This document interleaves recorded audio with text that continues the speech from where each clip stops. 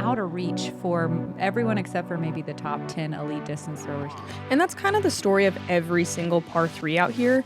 Owen won this event 2 years ago without birdieing a single par 3, I believe. Yep.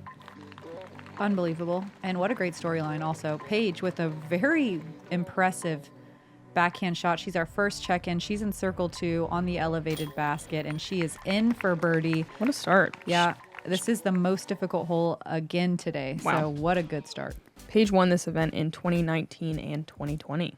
The MPO has a new pin position on the right, and I'm a little bummed we don't get to play that one as an alternate. Yeah, Paige in a perfect spot with that drive to check out that new pin location, but I think it's a cool addition. Yeah, I think so too. Here she is getting up to the top of the hill and sliding even into the bullseye, making this hole look easy. I think she's just throwing a fierce on that second shot. Yeah, that second shot can be tough being blind, having to throw nose up. You see a lot of people find kind of the edge of the circle, but not necessarily be parked. To the green, it is elevated this year. I can't remember if it was last year or not, but it helps you be able to see the basket from a lot more places on the fairway. Paige dropping a bomb off the tee here. Yeah, she's going to be able to go for eagle so comfortably. A lot of players just pulling out fairway drivers or mid-ranges or even putters off the tee. Paige just attacking, going all the way down. She's able to even throw her second shot up to pin high. She's going to be left kind of near the edge of circle 2. Wow. And a potential tap and birdie here from just outside the bullseye. Nice. What a start from Paige. Yeah, it's obstructed. Approaching. Mm-hmm. Yeah. You said it. Paige going to be pinned up on a tree. She still is able to swing, but this is a tough little shot here. Okay, all right.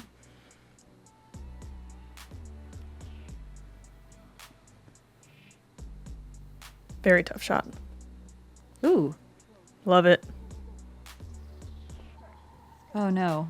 Filtering down the hill. She'll be in circle 2. This is so steep. Oh, yeah. Wow. What a nice little floaty nose-up putt.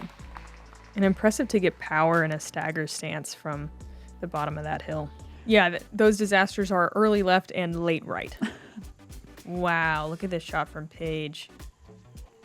Ooh, And she hits it. oh, and goes past it. Wow. Paige with just the perfect hyzer flip, gets some right turn, and then gets some fade at the end. She gets the full flight and then makes the big putt. Dream shot and putt to go 5 down on the front 9 with a bogey. Really impressive. Reached the circle on this one, which is exciting. It's 25 feet shorter according to the what's listed on the tee sign, but having to have that late turn and that one tree that Erica mentioned, both of those things make it play still very difficult.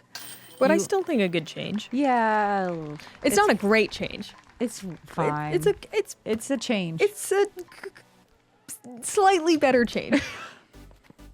Let's check in with Paige, who is currently 7 down. She's taking a big old hyzer route. Landing on the right side of the fairway is a little bit of an advantage. Instead of having to saw it off like Erica said, you can kind of throw more of a straight shot. It just feels a little bit easier to push as far back as you need, but it's so easy to do what Paige just did here and kind of yank over on it while running up the hill.